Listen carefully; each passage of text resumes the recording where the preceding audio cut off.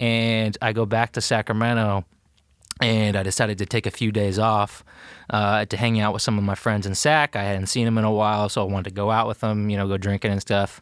And so we go out to a club, and it's me, like 3 girls I've known since I was like 16 years old, and another guy that I had just met. He's like a new boyfriend of one of the girls I was with.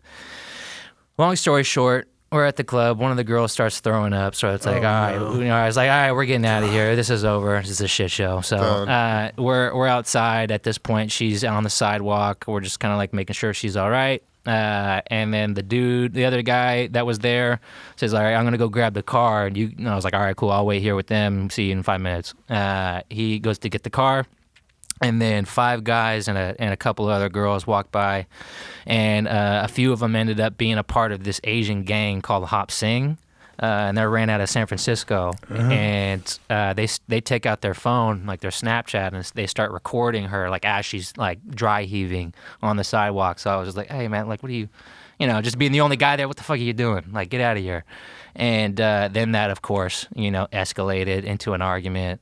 They're yelling, I was yelling. Then the girls I'm with start yelling. Everybody's yelling at each other, and it's like, but there was a moment where I was like, okay, there's 5 of them, there's 1 of me.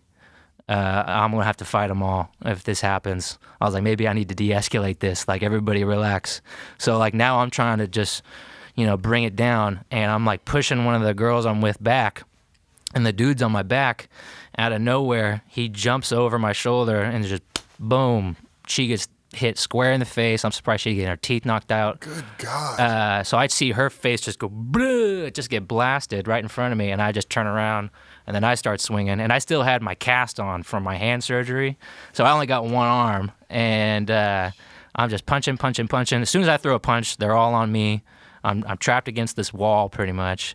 And so you're just a natural hero, right? You just gotta come to the rescue. Yeah, God, Captain America, dude. Fuck, man, you're gonna die. Stop. Leave me alone. God's got my back though.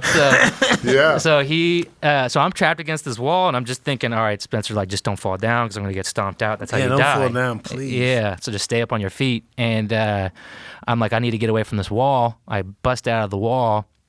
And I'm backing up into the middle of the street, and I'm talking hella shit at this point. I'm like, "What's up, motherfucker?" Like, come on! Like he keeps walking towards me, and I'm like, just one of the guys. Just all of them. All of them are still coming at me, and I'm in the middle of the street, hoping a car comes and runs them over. To be honest, but so I kind of bait one of the guys to get a little closer to me. I drop him, but I didn't knock him out. But I figured at this point I gotta try and knock them all out because they're following me, at this point. So I gotta do something. I go to basically try and finish him while he's on the ground, and then as I hit him on the ground, his friend comes up behind me and stabs me in the back, like 1.5 inches away from my spinal cord. Ugh. And that's the only one I felt at that point. I turn around and I square up with him just because I said in my head too, I was like, oh, he just stabbed me. I turn around, I look, and I see he has the knife down by his side like this, and we're just kind of bouncing back and forth, and I just go, whoa, man, like chill out. And I just run down the street. And then I'm running down the street. I'm just thinking I'm out of shape or something. And I'm just going, yeah. Hit you in the lung? Yeah, well, but that one didn't. But I realized I had been stabbed 4 times total. Whoa. Yeah. They were trying to kill you, man. They were. Oh, yeah, 100%. I look down. I just see blood. I was wearing a white T-shirt. So I see blood. And then all of a sudden, my whole body just goes it's like a massive cramp. I just was like, ugh, like it just set in.